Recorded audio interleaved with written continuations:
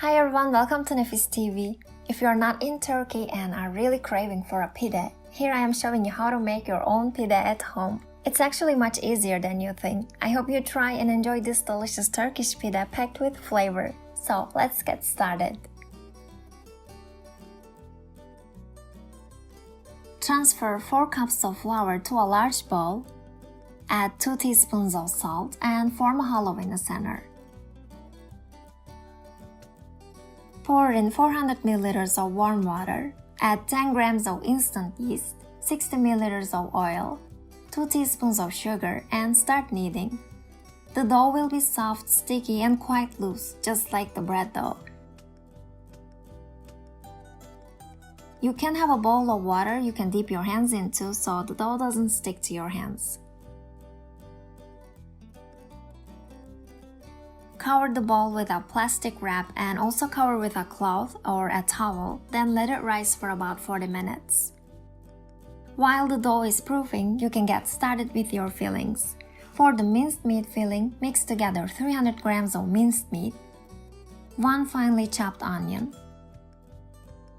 green and red pepper, also finely chopped, 1 teaspoon of salt, 1 teaspoon of ground black pepper, and 1 teaspoon of ground red pepper.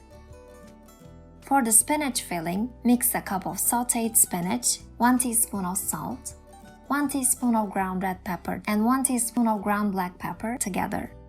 I wanted to make pide with various types of fillings, so here I have grated mozzarella cheese, minced meat mixture, spinach, curd cheese and mozzarella cheese mix,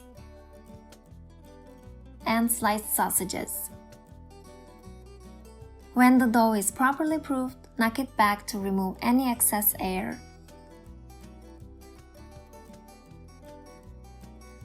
Transfer the dough to a lightly floured surface. Then form the dough into a ball, stretching the bottom of the dough and folding up to the center, as you see. Divide the dough into 8 pieces and roll these pieces into balls.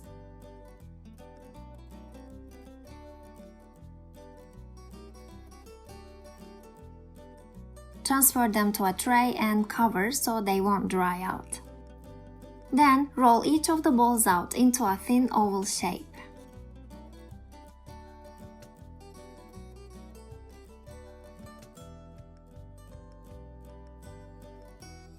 Place the 2 oval-shaped dough base on a baking tray lined with parchment paper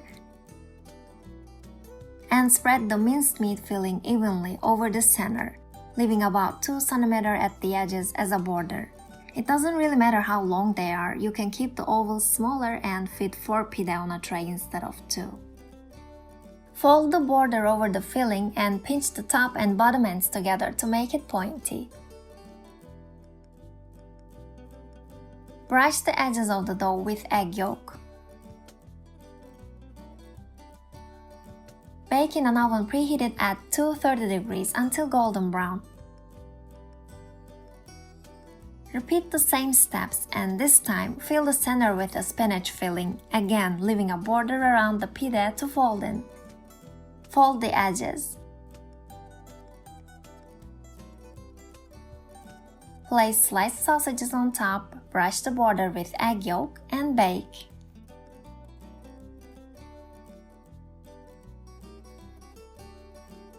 For the cheese pide, spread the filling, also leaving a border around,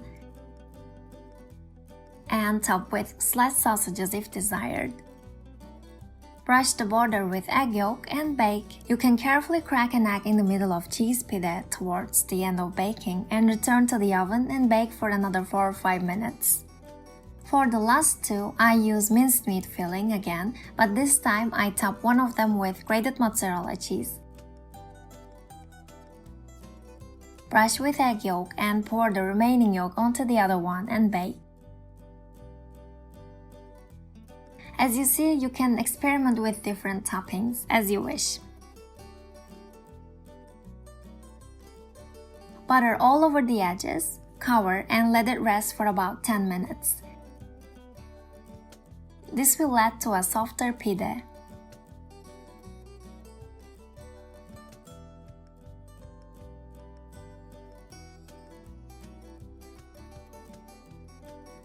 As you can see, pide can be made with various toppings. Sometimes an egg or two can be cracked over pide towards the end of baking, as I mentioned.